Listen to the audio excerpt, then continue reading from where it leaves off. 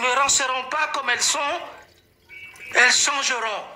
Que vous le voulez ou pas, si Faure Gnassingbé le veut, qui batte quand même le diable d'être son garde-corps, Faure quittera le pouvoir trop ou tard. Et je pense que, au bout de ces réseaux sociaux, sous l'arbre à palabre, que toutes les fils indignés face à l'oppresseur qui nous gouverne depuis plus de 60 ans, qui persécute et qui tue, je pense que l'heure de la révolution, que certains ministres, le bobard, le bavard, le criminel griot du régime, J.B. Bahara, a toujours trouvé des propos arrogants, insultants, que la révolution togolaise ne s'arrêtera que sur les réseaux sociaux. J'aimerais adresser une parole aux forces vives de la nation, chers compatriotes. Le peuple, j'ai bien dit, le peuple est le socle de la révolution de toutes nos institutions de notre République. Ça, c'est un. Maintenant, j'aimerais revenir sur le cas du vif du sujet. Mes chers compatriotes, Madame Mawaba, Mdjibe Maglonyare Karenami, Nemebe Bakonami, pour être plus clair avec vous, moi, Mohamed Loum, mon seul témoin dans l'histoire, c'est des incendies de Lomé, de Marché et de Kara. Mon seul témoin, c'est Faure Gnassingbé. Faure Gnassingbé a utilisé de toutes ses forces obscures en entretenant des militaires au plus haut sommet de l'État. Certaines aujourd'hui sont en prison, plus précisément Félix Katanga.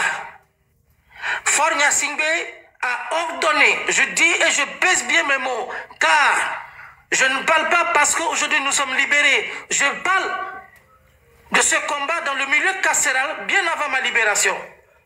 Faure Gnassingbé est l'instructeur des incendies, celles de Lomé, de Marché, de Lomé et de Kara. Faure Gnassingbé est le responsable coupable pour des règlements de comptes politiques, pour les rêves d'un Togo meilleur, pour une stabilité d'un peuple meilleur. Faure Gnassingbé est le premier responsable.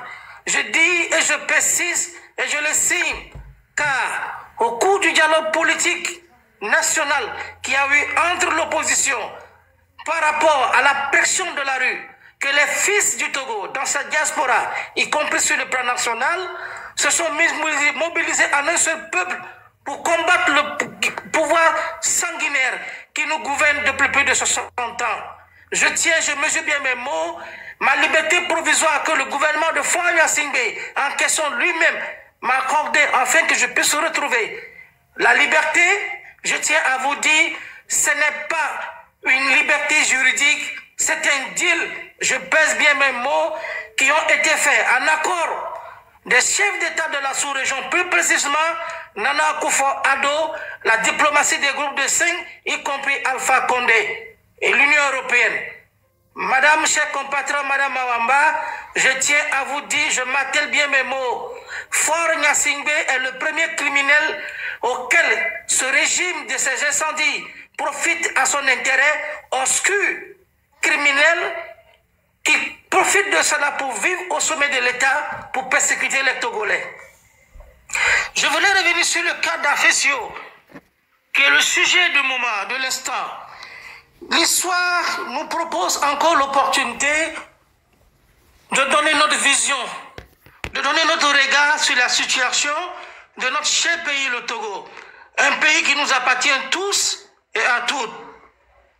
Monsieur Faure et Sozinam Gnassingbé, Mohamed Loum, tu sais, le mal de ce monde provient de l'action des méchants que le silence des justes. La lutte que ce peuple est à temps de mener, vous ne pouvez pas la freiner. Tout ce que nous faisons, il y a la main de Dieu à l'intérieur.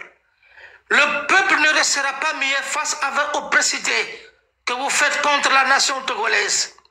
Faure, moi, Mohamed Loum, comme tu le sais, y compris ta clique et ta bande, je vous ai jamais considéré dans une posture comme un chef d'État. Vous êtes un délinquant, un assassin au col blanc, qui tue, qui assassine, qui brûle des marchés. Vous êtes un complotiste. Et ceux qui complotissent avec vous pour commettre des crimes, après avoir fini de commettre ces crimes, vous les prenez, vous les remettez en prison. L'histoire nous donne un rendez-vous.